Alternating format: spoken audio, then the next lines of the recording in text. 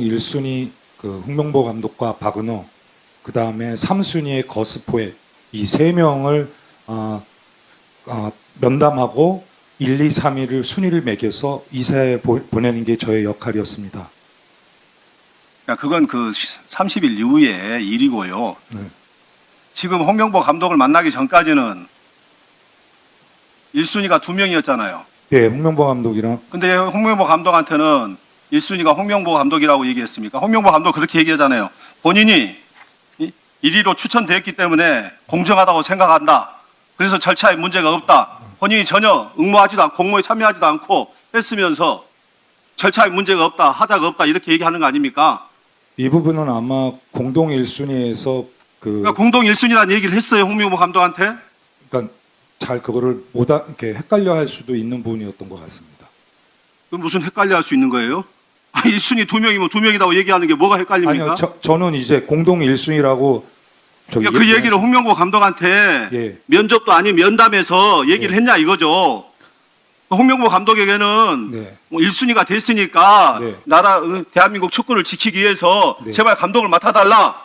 면접이 아닌 아, 요청을 한 거 아닙니까? 맞습니다. 세 명의 후보자들을 제가 제 나름대로의 비교를 해서 확인을 하는 작업을 하고 나중에 끝나고 맡아달라 부탁을 드렸습니다. 그게 면접입니까? 면담입니까? 요청입니까? 면담입니다. 면접 아니죠? 면접은 면접이 아니면 공식적인 절차가 아니라고 봐도 되겠죠? 저는 저의 역할은 세 명을 면담하는 거였습니다. 면담이었습니까? 면접이었습니까? 확실하게 말씀하세요. 면담이었습니다. 지금까지 얘기하고 전혀 지금 다른 얘기를 하고 있거든요. 면접 절차를 통해서 직접 면접을 위해서 박은호와 포에서는 직접 가서 여러 명을 동행해서 가서 면접을 했고 그를 통해서 평가를 했고 그 다음에 홍명보 감독에 대해서는 이상하게 아무 동행도 없이 혼자서 밤늦게 의원님 빵집에 가서 예? 제가 말씀드려도 될까요? 제가 위에서 보고받은 내용은 세 명의 후보자를 반드시 면담하고 1, 2, 3위를 매겨서 이사회에 내는 게 저의 역할이었습니다. 이 부분은 한치의 거짓도 없습니다. 지금까지는 면접이라 그랬잖아요. 자, 그러면 다시 홍명보 감독에게 묻겠습니다. 본인은 이임생 기술이사로부터 기술총괄이사로부터 본인이 1순위로 통보받았습니까? 공동 1순위라고 통보받았습니까? 높은 점수로 받았다고 처음에 얘기 들었습니다. 아까는 1위로 추천되었기 때문에 공정하다고 표현했거든요. 그러니까 처음에 높은 점수로 받았다 하고 그다음에 전체적인 얘기를 마치고 나서는 1순위 받았다고 얘기를 들었습니다. 그래서 먼저는 제가 높은 순위 받았다고 말씀드린 겁니다. 6월 30일 날 좀 떼주시죠. 홍명보 감독은 이렇게 표현했어요. 과연 이 시점에 왜 우리가 이 대표팀 감독을 뽑아야 하는지 근본적인 이유를 생각하면 클린스만 뽑은 그 전 과정 그리고 그 후에 일어났던 문제들 이런 것들이 우리 대한축구협회에서 얼마만큼 학습이 되어 있느냐 이렇게 질타하면서 본인은 축구협회 감독을 맡지 않겠다고 선언을 했었어요. 그 선언이 있고 나서 혹시 비공개 그 11차 회의가 이루어진 거 아닙니까? 아니 저는 제가 대표팀 감독을 아니, 임생 감독 기술이사님 네. 비대면 회의 11차 전력강화위원회 회의가 언제 이루어졌습니까? 홍명보 감독 인터뷰 직후에 이루어졌습니까? 아니면 그 전에 이루어졌습니까? 10차 이후에 임시회의 말씀하시는 건가요? 11차 회의라고 돼 있잖아요. 그 부분은 제가 알기로는 우리 행정직원이 그 11차가 그거는 아닙니다. 그러니까 그 11차 임시회의가 됐던 그 11차 회의에서 네. 그 11차 회의가 그 홍명보 감독의 인터뷰 전에 있었어요? 이후에 이루어졌어요? 본인은 대표팀 출마 감독을 의향이 없다는 것을 분명하게 선언했었는데 저도 그 기사를 봤지만 날짜를 확실히 기억을 못 하겠습니다. 감독이 인터뷰하고 나서 부랴부랴 그 비대면 회의를 소집한 거 아니겠습니까? 상식적으로. 그리고 나서 본인이 전력강화위원장 대리를 맡았는데 그 부회장 지금 안 나와 있는데 그 김정배 상금 부회장하고 같이 정혜성 전력강화위원장이 사퇴하고 나서 대책회의 가졌죠.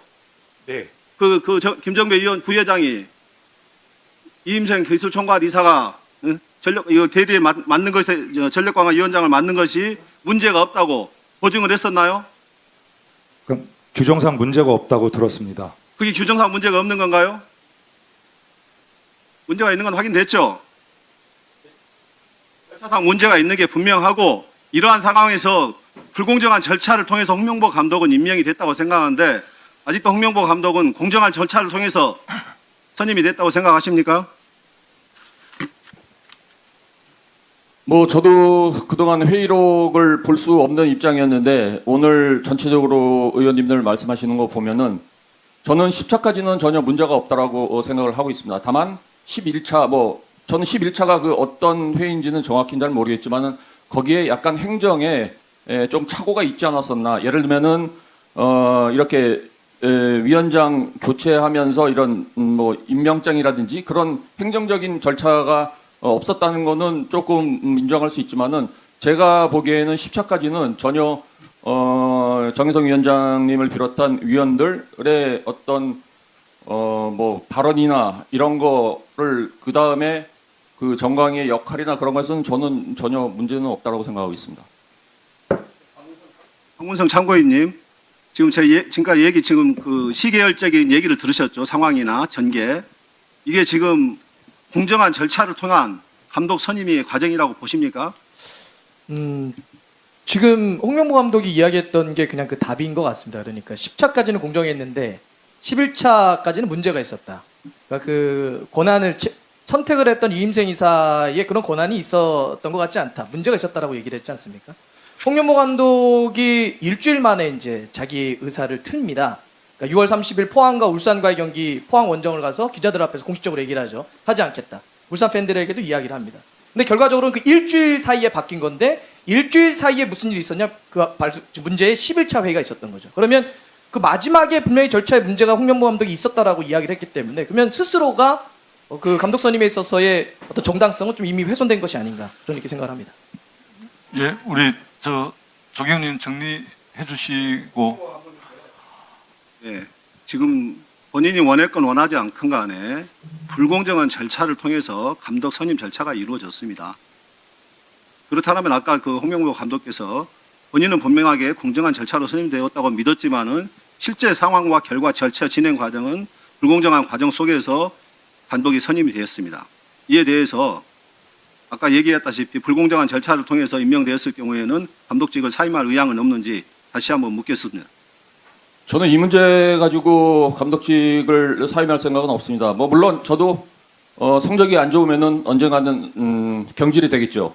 그렇기 때문에 제가 지금 맡은 역할은 남은 기간 동안 우리 팀을 정말 강하게 만드는 게 제 역할이라고 생각하겠습니다. 그리고 또 한 가지 더 말씀드리면은 좀 아까 말씀하셨는데 제가 행정적인 문제가 있다고 얘기하지 않았습니다. 행정적인 오차가 있다고 말씀드렸어. 그 부분 잘 이해해 주시기 바라겠습니다. 문제와 오차는 또 무슨 차이가 있는 거죠? 이렇게 계속해서 말 바꾸기 할 겁니까?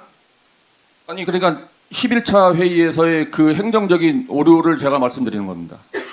예, 제 추가 질의를 활용해 주시고요. 다음은 잠시 주목해 주시기 바랍니다. 구독자분들에게 특별한 선물을 준비했는데요. 제가 항상 여러분들 때 강조드리는 말씀이 있습니다. 이슈와 뉴스만 꾸준히 챙겨보셔도 충분히 돈을 벌 수 있다고 말씀드리는데요. 여기 보이시는 채널의 영상을 보시면 어떤 생각이 드시나요? 그냥 눈에 보이시는 뉴스와 영상만 보시고 아무 생각이 없으신가요? 그렇다면 저는 잘못된 것이라고 말씀드리고 싶습니다. 그 이유가 무엇이냐면 제가 8월 초에 뭐라고 말씀드렸나요? 지금은 바이오에 관심을 가져야 한다라고 뉴스만 보고 넘기지 마시고 투자를 직접적으로 생각해봐야 한다고 말씀드렸는데요. 이런 썸네일들과 영상을 통해서 충분히 구독자님들께도 전달이 되셨을 겁니다. 이런 바이오 이슈가 되었을 때 부자들은 어떻게 생각할까요? 바이오 관련주는 무엇이 있는지, 어떤 종목이 가장 좋을지, 어디에 투자해야 돈이 몰릴 수 있는지 자연스럽게 생각한다고 말씀드렸습니다. 지난번에 구독자분들과 함께하는 주식으로 수익 내기를 진행했었는데요. 100% 무료로 진행을 했고 이 사진을 보시면 아시겠지만 구독이라는 문자 메시지를 남겨주신 모든 시청자분들께 이렇게 바이오 관련주 중에 가장 급등할 확률이 높은 딱 한 종목을 드렸습니다.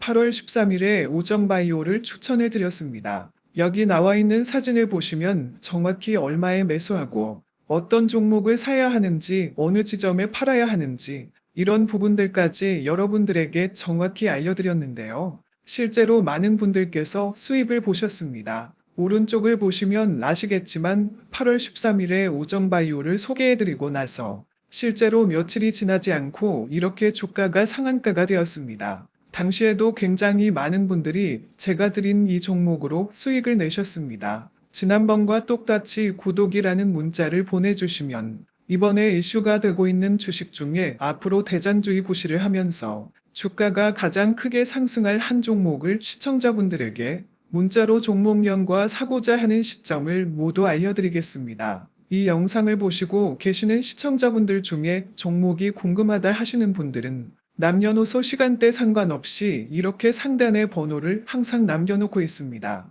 전화번호 010-8025-2352 똑같이 무료 급등 주식 문자를 보내드리겠습니다. 돈을 받는 것도 아니고 투자를 대신해 드리는 것도 아니고 부담 없이 구독 문자 보내주시면 되십니다. 수익이 나신다면 구독과 좋아요 한 번씩 부탁드립니다.